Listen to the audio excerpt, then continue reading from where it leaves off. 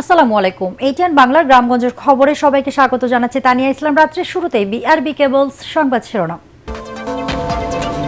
টানা বৃষ্টিতে চট্টগ্রাম, বান্দরবান, রাঙামাটি ও কুড়িগ্রামে বন্যা পরিস্থিতির অবনতি। কক্সবাজার ও পার্বত্য জেলায় পাহাড় ধসে ক্ষতিগ্রস্ত 8.5 লাখের বেশি মানুষ। এবছর প্রাথমিকে বৃত্তি পেয়েছে ৭৯,২৪৬ জন শিক্ষার্থী। ট্যালেন্ট পুলে ৩৩,০০০। শিক্ষা ব্যবস্থার অনিয়মে ছাড় নয় জানালেন শিক্ষামন্ত্রী। কাল বরিশালে যাচ্ছেন প্রধানমন্ত্রী তারেক রহমান। সফর ঘিরে নেতা কর্মীদের মধ্যে ব্যাপক উৎসাহ উদ্দীপনা।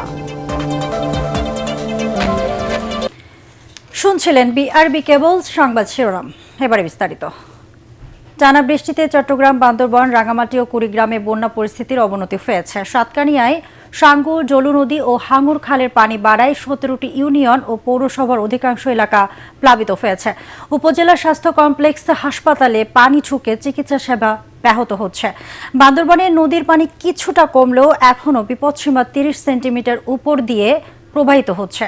খাগড়াছড়িতে পাহাড়ি ঢলের পানি নেমে পরিস্থিতি স্বাভাবিক হতে শুরু করেছে। এদিকে আবহাওয়া অধিদপ্তর জানিয়েছে, দেশের বিভিন্ন এলাকায় দমকা হাওয়া সহ বৃষ্টি অব্যাহত থাকতে পারে।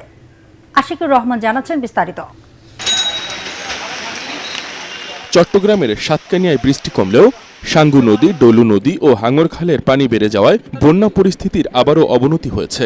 উপজেলার 17টি ইউনিয়নের অধিকাংশ এলাকা পানির নিচে রয়েছে। সাতকানিয়া উপজেলা স্বাস্থ্য কমপ্লেক্সের সামনে সড়কসহ হাসপাতালের কয়েকটি ভবনের নিচতলায় পানি ঢুকে চিকিৎসা সেবা ব্যাহত হচ্ছে। তবে সেনাবাহিনী, প্রশাসন ও সরকারের পক্ষ থেকে ত্রাণ কার্যক্রম অব্যাহত রয়েছে।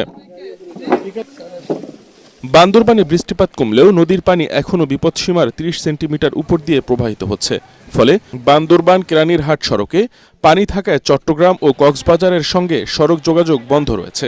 অন্যদিকে খাগড়াছড়ির দীঘিনালায় পাহাড়ি ঢলের পানি নেমে পরিস্থিতি স্বাভাবিক হতে শুরু করেছে। সড়ক, বাজার ও বসতবাড়ি থেকে পানি সরে যাওয়ায় মানুষ ঘরে ফিরছে এবং দোকানপাট খুলতে শুরু করেছে। তবে নিচু এলাকার কিছু স্থানে এখনও জলাবদ্ধতা রয়েছে। স্বাভাবিক রয়েছে দীঘিনালা, লংগদু ও সাজেক সড়কের যান চলাচল। এদিকে রাঙামাটিতে দুর্যোগে ক্ষতিগ্রস্ত এলাকা পরিদর্শন করেছেন দুর্যোগ ব্যবস্থাপনা ও ত্রাণ প্রতিমন্ত্রী ইকবাল হোসাইন। কুড়িগ্রামে বন্যার পানি কমতে শুরু করেছে। পানির নিচে থাকা জমি থেকে পানি সরে যাওয়ার পর কৃষকদের ফসলের ব্যাপক ক্ষয়ক্ষতির চিত্র স্পষ্ট হয়ে উঠেছে। অন্যদিকে মৌলভীবাজারে মনু ও ধলাই নদীর একাধিক স্থানে প্রতিরক্ষা বাঁধ ভেঙে সদর, রাজনগর, কমলগঞ্জ ও কুলাউড়া উপজেলার 28টি ইউনিয়ন ও একটি পৌরসভার প্রায় 40,000 মানুষ পানিবন্দী হয়ে পড়েছে। বন্যায় আউশ ধান, সবজি ও মাছের খামারের ব্যাপক ক্ষতি হয়েছে। দুর্গত এলাকায় দেখা দিয়েছে বিশুদ্ধ পানি, শুকনো খাবার ও গোখাদ্যের সংকট। জেলা প্রশাসন দুর্গতদের জন্য 1750 ব্যাগ শুকনো ও অন্যান্য খাদ্য সামগ্রী বরাদ্দ দিয়েছে। আবহাওয়া অধিদপ্তর জানিয়েছে, দেশের অধিকাংশ এলাকায় দমকা হাওয়া সহ বৃষ্টি ও বজ্রবৃষ্টির সম্ভাবনা রয়েছে। পাশাপাশি কক্সবাজার, চট্টগ্রাম, বান্দরবান, রাঙামাটি ও খাগড়াছড়িতে ভারী থেকে অতি ভারী বৃষ্টিপাতের কারণে ভূমিধসের উচ্চ ঝুঁকির সতর্কতা বহাল রয়েছে। আশিকুর রহমান, এটিএন বাংলা। চট্টগ্রামে আজ আবারও ভারী বর্ষণ হয়েছে। সকাল থেকে দুপুর পর্যন্ত টানা বৃষ্টিতে নগরের বিভিন্ন এলাকার সড়কে পানি উঠে দুর্ভোগে পড়েন বাসিন্দারা। বৃষ্টিতে সড়কের কোথাও কোথাও হাঁটু পানি জমে যায়, যানবাহন চলাচলে বিঘ্ন ঘটে, ভোগান্তিতে পড়েন নগরবাসী। বৃষ্টিতে সপ্তাহের প্রথম কর্মদিবসে দুর্ভোগে পড়েন অফিসগামী মানুষ। কয়েকদিন বন্ধ থাকার পর নগরীর বিভিন্ন শিক্ষা প্রতিষ্ঠানে পরীক্ষা ও শ্রেণী কার্যক্রম শুরু হলেও বৃষ্টির কারণে শিক্ষার্থীদের ভোগান্তিতে পড়তে হয়। নগর ও জেলায় পাহাড় ধস ও বন্যায় শিশুসহ অন্তত 12 জনের মৃত্যু হয়েছে।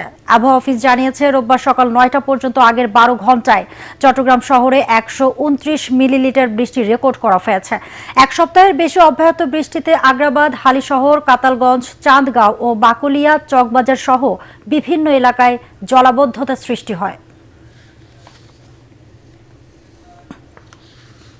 এবছর প্রাথমিক বৃত্তি পরীক্ষায় ৭৯,২৪৬ জন শিক্ষার্থীকে বৃত্তি প্রদান করা হয়েছে, যার মধ্যে ট্যালেন্ট পুলে বৃত্তি পেয়েছে প্রায় ৩৩,০০০ শিক্ষার্থী। রাজধানীর মাতৃভাষা ইনস্টিটিউটে বৃত্তির ফলাফল ঘোষণা করে শিক্ষামন্ত্রী বলেন, শিক্ষা ব্যবস্থায় কোনো অনিয়মে আর ছাড় দেওয়া হবে না। তরিক ইসলামের রিপোর্ট। আমিন মহোদয়কে। রাজধানীর মাতৃভাষা ইনস্টিটিউটে চলতি বছরের এপ্রিলে অনুষ্ঠিত হওয়া ২০২৫ সালের বৃত্তি পরীক্ষার ফল প্রকাশ করে প্রাথমিক ও গণশিক্ষা মন্ত্রণালয়। এবারের বৃত্তি পরীক্ষায় সারা দেশ থেকে অংশ নেয় ৪,১৯,৯৮২ জন শিক্ষার্থী। এর মধ্যে ট্যালেন্ট পুলে ৩২,৯৬৫ জন এবং সাধারণ গ্রেডে বৃত্তি পান ৪৬,২৮১ জন শিক্ষার্থী। এখানে উপস্থিত রয়েছেন আমাদের ফলাফল প্রকাশ অনুষ্ঠানে শিক্ষামন্ত্রী ডক্টর আ.ন.ম এহসানুল হক মিলন জানান, আগামীতে আরো বড় পরিসরে বৃত্তি পরীক্ষা আয়োজন করা হবে। 33% আমাদের জেনারেল স্কুলে ড্রপ করেছে, 45% ড্রপ করেছে মাদ্রাসায়, এবং 54% ড্রপ করেছে কারিগরিতে। It's a huge number. এটা আমরাও দেখেছি এবং এই ব্যাপারে আমরা সক্রিয় চিন্তা করছি কি কারণে হচ্ছে, কোথায় কোথায় আমাদের কাজ করতে হবে। এর আগে জাতীয় শিক্ষাক্রম ও পাঠ্যপুস্তক বোর্ডের অনুষ্ঠানে মন্ত্রী বলেন, নতুন পাঠ্য বইয়ের মান উন্নয়নে কোনো ছাড় দেওয়া হবে না। আর কারিগরি শিক্ষা নিয়ে বিশেষ পরিকল্পনার কথা জানান শিক্ষা উপদেষ্টা মাহদি আমিন। কারিগরি শিক্ষার মূল পাঠটা হচ্ছে মোটিভেশন তৈরি করা। বর্তমানে যেটা হয় যে ভালো ফ্যামিলি অনেকে কারিগরি শিক্ষা আসতে চায় না।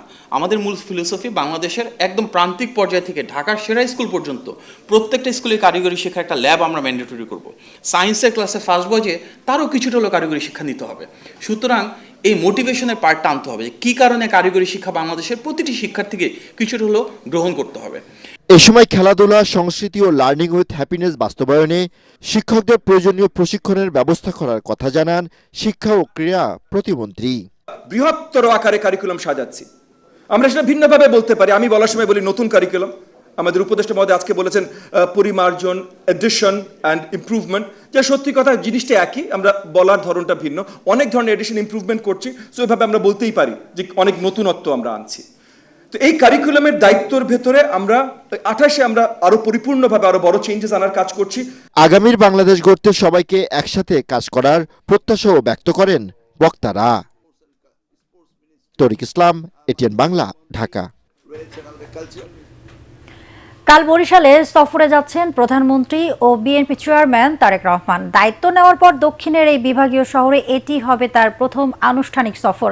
চলছে পরিষ্কার পরিচ্ছন্নতার কাজ, প্রস্তুত করা হচ্ছে শিল্পকলা একাডেমি, যেখানে দলীয় কর্মী সভায় বক্তব্য রাখবেন সরকার প্রধান। তার আগমনকে কেন্দ্র করে নেতাকর্মীদের মধ্যে ব্যাপক উৎসাহ উদ্দীপনা বিরাজ করছে। বরিশাল প্রতিনিধি হুমায়ুন কবিরের রিপোর্ট জানাচ্ছেন মাসুদ রানা।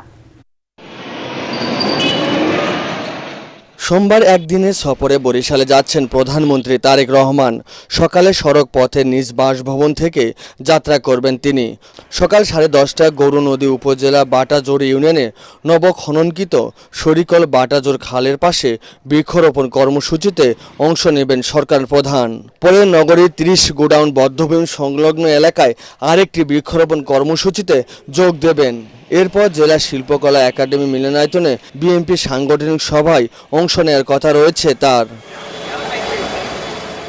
প্রধানমন্ত্রীর সফর ঘিরে দলীয় নেতাকর্মী ছাড়াও সাধারণ মানুষের মাঝে ব্যাপক উৎসাহ উদ্দীপনা দেখা দিয়েছে। বরিশালকে আবারও উন্নয়নের আরেকটা নতুন ধাপে নিয়ে যাবে বলে মনে করি মাননীয় প্রধানমন্ত্রীর সফরের মধ্যে দিয়ে। ভাঙ্গা থেকে কুয়াকাটা পর্যন্ত 6 লেন এবং ভোলা বরিশাল ব্রিজ এবং ভোলার গ্যাস বরিশালে এনে বরিশালে অনেক কাজ আছে, সেগুলো মাননীয় আমাদের প্রধানমন্ত্রী অবশ্যই আমাদের দাবিগুলো পালন করবেন। যে সমস্ত উন্নয়নের ধারা আমাদের এখানে অব্যাহত আছে সেগুলো আরও বেগবান হবে। আমরা আমাদের পক্ষ থেকে বরিশালে 6 লেনের যে রাস্তা সেটি দাবি করি। তারেক রহমানের বরিশাল সফর সুন্দরভাবে সম্পন্ন করতে প্রয়োজনীয় পদক্ষেপ গ্রহণ করা হয়েছে। মাননীয় প্রধানমন্ত্রী বরিশাল আসছেন এবং প্রধানমন্ত্রী প্রথমে বরিশাল আসছেন, এটা অন্যরকম আমাদের ভিতরে একটা আনন্দ। সর্বস্তরের নেতাকর্মীর এই ব্যাপারটায় তারা ওদের আগ্রহে অপেক্ষা করছেন।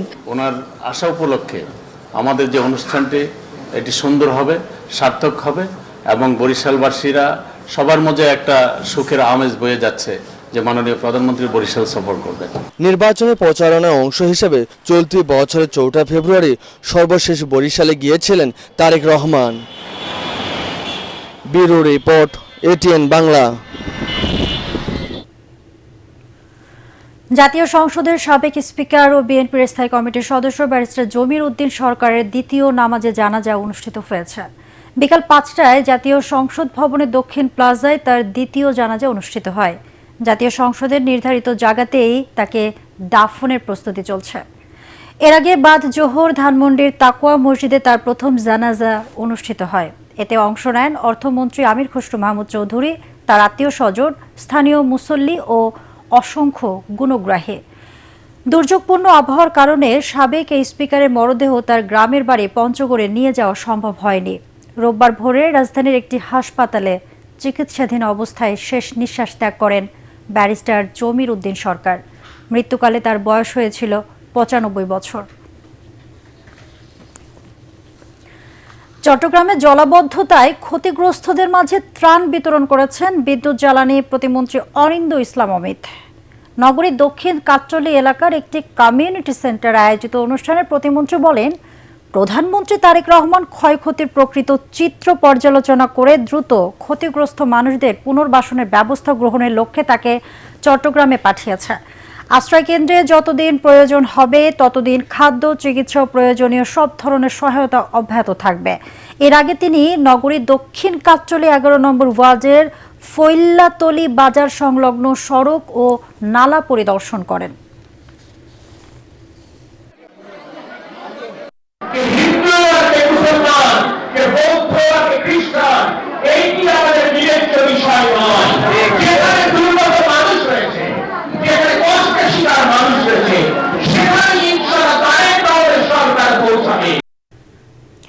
ভারতীয় সীমান্তরক্ষী বাহিনী বিএসএফ ৩ জনকে লালমনিরহাটের পাটগ্রাম সীমান্তে পাঠানোর চেষ্টা করলে স্থানীয়দের সহায়তায় রুখে দিয়েছে বিজিবি।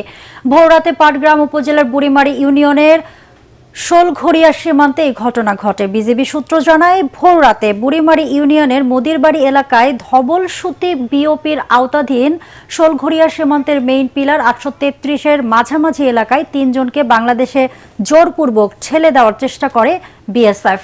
বিষয়টি টের পেয়ে তাৎক্ষণিকভাবে বিজিবি সদস্য স্থানীয় জনতা একত্রিত হয়ে প্রতিবাদ জানান। বিজিবি ও জনতার যৌথ প্রতিরোধের মুখে বিএসএফ তাদের পিছু হটাতে বাধ্য হয়। দর্শক, পরবর্তী সংবাদ দেখার আমন্ত্রণ জানিয়ে এখনকার মতো শেষ করছি। এটিএন বাংলা সংবাদ ইউটিউবে দেখতে ব্রাউজ করুন youtube/ATN বাংলা নিউজ। ধন্যবাদ সবাইকে।